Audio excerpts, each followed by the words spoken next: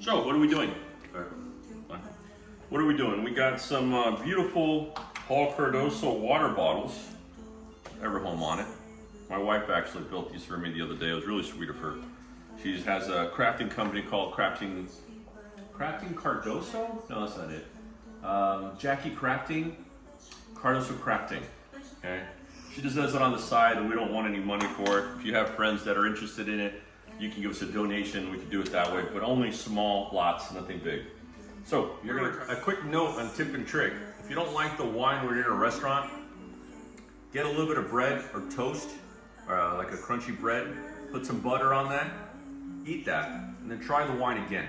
Just the creaminess of the butter. It's actually going to change the taste of the wine for you. It's a nice little cheap trick if you don't want to spend a bunch of money at the restaurant for a huge bottle of wine. Buy the one that's a little bit cheaper. Eat some butter and bread. You'll actually love it. And if you do try that, let me know on my DMs. All right, so what's next? We should probably pop the other bottle to see if the 2014 is better than the 2013. So we're gonna get on that. So someone asked me the other day, Paul, why do you cut the foil off with the bottles? And I actually fully remove it. I'm not a sommelier, so I actually don't care. But the reason, there actually is a reason that people used to cut these off. And it's actually because this type of material used to have lead in it. So that's the reason why they would remove it fully before they actually take off the cork.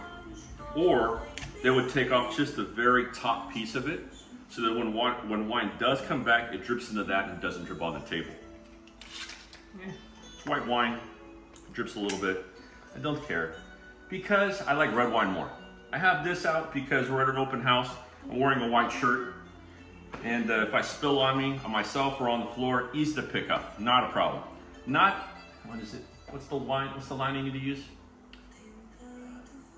Not barely an inconvenience at all. Is that the line? Super easy, barely an inconvenience. Thank you very much. The line is super easy, not barely an inconvenience. Barely an inconvenience. Barely an inconvenience, I say. No, not. No, not.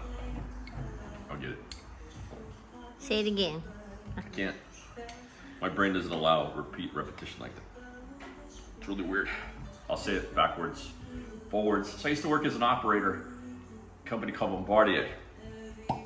And we would have scripts. The scripts would actually tell us how to say it, when to say it, and everything in between.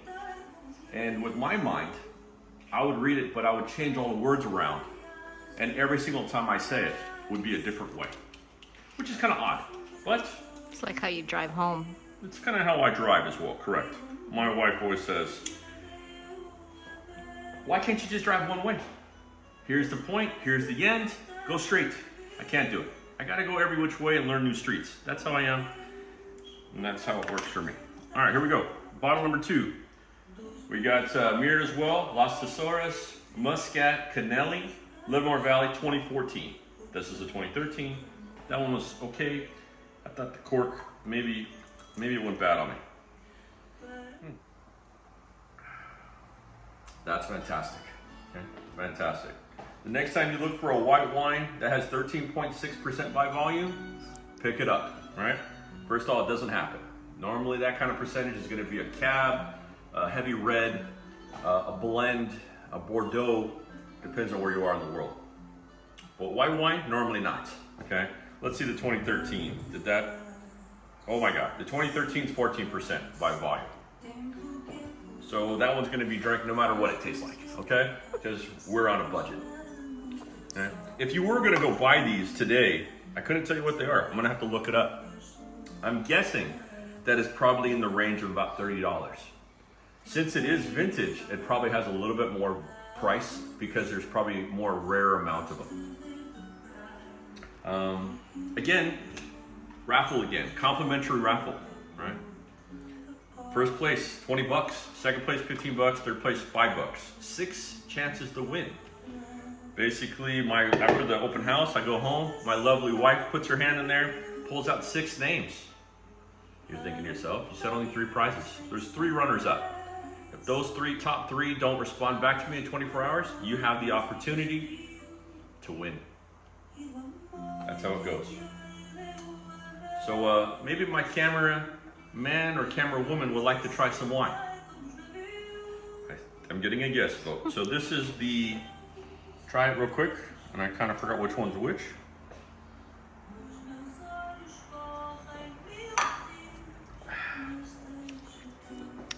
I'm gonna try the 2013. So put that there like that. Let me put this one over here. You didn't drink it all?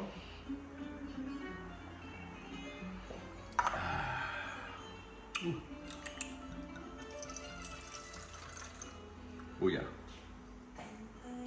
So let's switch hands. Actually, you can just try it.